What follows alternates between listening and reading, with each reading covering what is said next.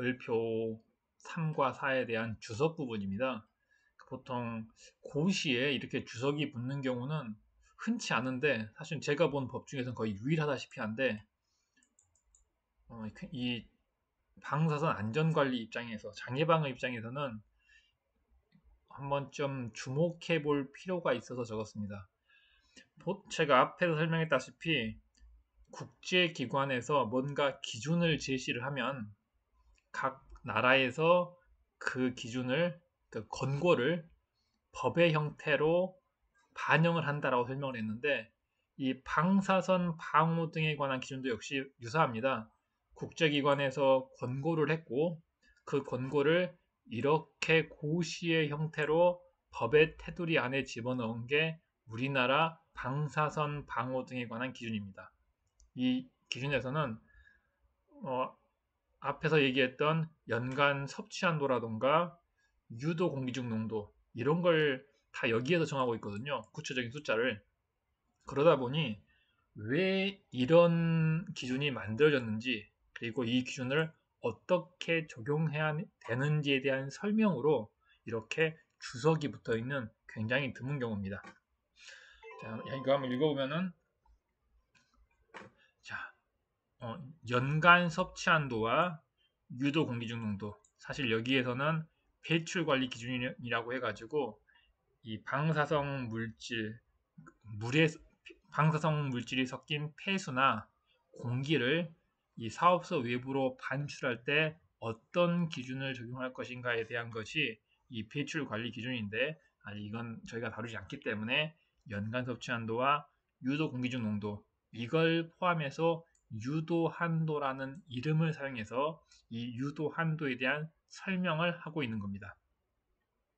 자, 이 기준들은 모두 다 방사선에 의한 위해도만 평가했기 때문에 화학적인 독성에 대해서는 평가하지 않았다. 즉, 이 기준은 철저하게 방사선과 관련된 위해도 평가이다 라는 거고요. 또 하나는 각 동위원소별로 똑같은 기준을 적용한 게 아니라 이 방사성 물질이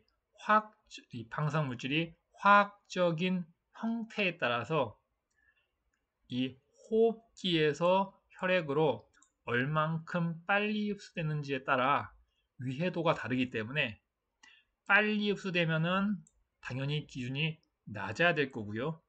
위험하니까.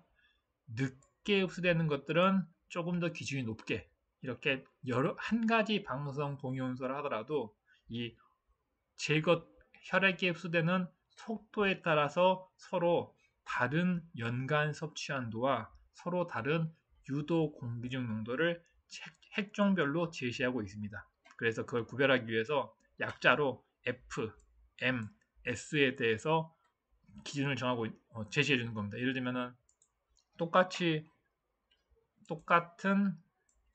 F18이라 하더라도 첫 번째 줄은 이 패스트에 대한 기준, 두 번째는 이 M, 모더레이트에 대한 기준, 세 번째는 이 S, 슬로우에 대한 기준을 각각 연간 섭취 한도와 유도 공기 중 농도를 제시하는 식인 거죠. 이건 패스트는 빨리 혈액으로 흡수된다. 모더레이터는 중간 정도 속도다.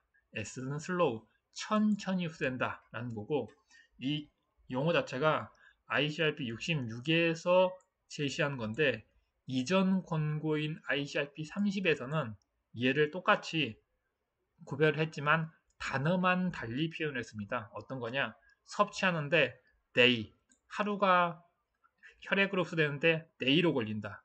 혹은 week, 일주일 걸린다. 혹은 천천히 year, 연 단위로 걸린다. 이런 식으로 표현했던 걸 이 표현 형태만 바꾼 겁니다. 그리고 G라는 표현도 있는데, 이 G는 기체 상태나 가스 상태를 가스 상태의 화합물을 이렇게 G로 표현했습니다. 이 연간 섭취 한도나 유도 공기 중 농도, 얘를 계산할 때는 이러이러한 방법을 사용했다. 선량 한도는 20mS를 이용했다. 그리고 입자 형태, 즉 파티클, 그러니까 먼지 같은 경우에는 이 크기가 5마이크로미터인 먼지를 가정했다. 여기 보면은 단순하게 직경을 그냥 5마이크로미터라고 표현하지 않고 AMAD라는 특이한 단위를 사용했는데, 얘는 먼지에게만 적용되는 그 직경 단위다 라고 생각하시면 됩니다. 뭐냐면은 먼지가 형태가 이런 구형이 아니라 당연히 뭐 이런 길다란 형태, 이런 덩어리 형태, 이렇게 다양한 형태로 존재할 겁니다. 그러다 보니 이 먼지의 직경을 구형이라면 여기서부터 여기까지 딱 할 건데, 이런 먼지는 여기를 직경으로 삼을지, 여기를 직경으로 삼을지, 어떻게 직경을 삼을지에 따라서 먼지의 크기가 달라집니다. 그래서 먼지는 어떻게 크기를 구별하느냐? 자, 이 먼지가 완전히 구형인 먼지가 지름이 5 마이크로미터인 완전인 구형의 먼지와 낙하 속도가 똑같은 걸 5 마이크로미터로 규정을 합니다. 즉 낙하 속도를 기준으로 나눈 직경, 얘가 AMAT라는 표현입니다. 그럼 왜 이걸 구별을 하느냐? 허파 구조가 이렇게 생겼는데, 사람이 호흡기로 먼지가 들어온 다음에 이 먼지가 작으면 작을수록 더 깊숙이 들어가고 나오질 않습니다. 즉 작은 먼지일수록 더 해가 큽니다. 덩치가 큰 먼지일수록 바깥쪽만 오염시키는 거고요. 그래서 기준을 5 마이크로미터로 정한 겁니다. 옛날에는 요즘에 이제 막 PM이라는 단어, 먼지 오염도 평가를 할 때 뭐 PM10 해가지고 이런 표현을 쓰는데, 얘가 먼지 직경이 이 10 마이크로미터와 똑같은 낙하 속도를 가진 먼지들, 이 양을 PM10 하고 부르는 겁니다. 요즘 공기청정기 보면 이런 단어가 포함이 되는데, 요즘엔 더 작은 먼지에서 이거보다 작은 숫자도 확인하는데, 이런 식으로 먼지에서만 적용되는 직경 사이즈입니다. 다음, 작업 시간은 2000시간, 연간 2000시간, 호흡률은 1시간에 1.2m 삼성을 가정했다. 그리고 지금 여기서 표현한 연간 섭취 한도 중에 유도 공기중 농도는 코로 흡입한 공기에 대해서 얘기하는 거기 때문에 지금 이런 얘기를 한 거고요. 이걸 물의 형태로 섭취를 한다면은 당연히 다른 단위가 사용돼야겠죠. 그때는 어떻게 설치가 됐냐? 어떤 기준이 사용되느냐? 물 섭취율은 연간 이 정도 했다. 그리고 이 일반인과 작업자의 선량 한도 차이와 연령군별 선량 환산 기수의 차이. 이건 뭐냐면은 일반인은 아이들이나 유아들이 포함되어 있기 때문에 더 낮은 기준을 적용했다라는 내용이 포함된 겁니다. 자, 내부 피폭을 평가하는 또 다른 방법입니다. 사실 이건 지금까지 설명했던 그 유도 공기중 농도를 이용하는 방법보다 더 낮은 레벨, 그러니까 더 근본적인 원리를 이용해서 계산하는 방법입니다. 방법은 선량 환산 계수라는 걸 이용합니다. 사실 이미 한번 이 선량 환산 계수라는 표현이 나왔었는데, 언제 나왔냐? 외부 피폭에 대해 얘기를 할 때 방사선이 외부에서 이렇게 피폭이 되면은 이 방사선 한 개의 에너지에 따라서 이 방사선 한 개가 몇 시버트로 환산이 되는가 라는 계수값을 이용하면은 이 방사선 한 개에 대한 선량값을 직접 환산할 수가 있습니다. 이걸 선량 환산 계수라고 하죠. 이렇게 외부 피폭 때 사용했던 선량 환산 계수와 똑같은 개념으로 내부 피폭도 선량 환산 계수를 만들어서 사용을 합니다. 원리는 똑같기 때문에 그 표현만 달리합니다. 표현을 알파벳 소문자 E를 사용해서 이렇게 표현합니다. 여기 숫자 50은 어떤 의미냐?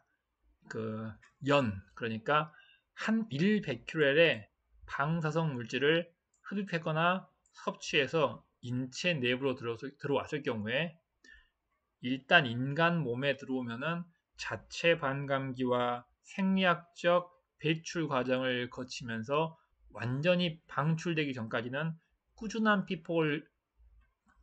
꾸준히 내부 피폭을 일으키기 때문에 기한을 정한다고 그랬죠. 그래서 성인은 50년, 유아는 70년을 한다고 설명을 했습니다. 그래서 50년간 피폭량을 이렇게 E50이라고 표현합니다. 물론 70년간 내부 피폭 설량의 총합은 E70으로 표현을 합니다. 그렇지만 당연히 E70보다는 E50이라는 값을 압도적으로 많이 사용을 하겠죠. 단위도 보면은 시버트 퍼 베큐렐입니다. 즉, 이 값에다가 몇 베큐렐을 내가 섭취했는지만 바로 곱해주면 바로 시버트 단위로 값이 나오는 거죠. 예를 들면 지금 예를 들어보겠습니다. 예를 들면 F18을 보니까 자 이렇게 직경 5마이크로미터인 형태로 이 화학 형태가 여러 가지 있는데 그냥 테스트로 가정하겠습니다. 빨리 혈액으로 흡수되는 이걸 50베큐렐을 내가 흡입이나 섭취해서 내 몸에 들어왔다라고 가정해 보겠습니다. 그러면 이 50베큐렐의 F18이 얼마나 해가 있느냐라고 하면 바로 이 5.4 이 표현 방법은 10의 마이너스 11승을 표현한 겁니다. 이걸 단위가 뭐냐? 시버트 퍼 베큐렐. 자, 퍼인데 계산을 편하게 분수로 표현을 했습니다. 자, 이렇게 곱해주면 끝인 겁니다. 그러면 베큐렐끼리 약분되고 이 두 개를 곱하면은 얼마가 나오겠죠? 단위는 시버트만 남았습니다. 위쪽에 있는. 이렇게 계산이 끝나는 겁니다. 그러면은 내가 얼만큼의 방사성 물질만 흡입했으면 이것만 알고 있으면 바로 이 선량환산 계수를 곱해주면 그냥 시버트 단위로 계산이 나오기 때문에 굉장히 계산이 편합니다. 이게 가장 근본적인 방법이고요. 단지 이 50mS를 계산하거나 측정하는 게 어렵다 보니까 아까 설명했던 유도 공기중 농도 그리고 연간 섭취 한도라는 개념을 적용해서 실질적으로는 사용을 하고 있는 겁니다. 이게 선량 환산 계수이고요. 보면은 직접 이렇게 코를 통해서 흡입한 경우와 직접 입을 통해서 섭취한 경우 서로 다른 다른 선량 한도 값을 선량 환산 계수를 제시하고 있습니다. 다음 비유효 에너지. 비유효 에너지는 흔히 쓰는 그런 표현 아닌데 인체가 장기가 많이 있습니다. 예를 들면은 여기에 어떤 장기가 있고 여기 어떤 장기가 있고 옆에 이런 장기가 있고 이런 장기가 이렇게 섞여 있을 건데 어떤 방사성 물질이 이 조직에 흡수됐다고 가정해 보겠습니다. 자, 그러면은 이 조직 안에 있던 방사성 물질이 이렇게 나갈 때마다 다른 조직에 영향을 미치겠죠. 그래서 그러면은 이해가 붕괴될 때마다 다른 조직에 미치는 해가 얼만큼이나 되나 이걸 에너지 양을 기준으로 계산한 게 비유효 에너지입니다. 정의를 보면 방사성 물질의 체내 섭취 시, 즉 내부 피폭을 평가한다는 얘기입니다. 장기 및 조직의 단위 질량당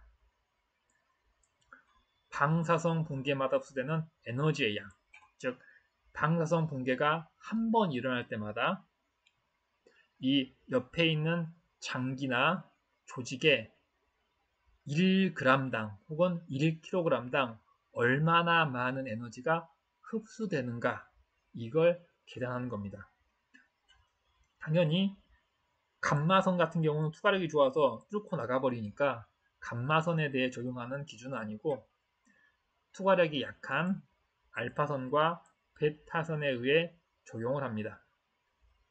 즉, 이 유해성을 평가하기 위한 방법 중에 하나인 거죠.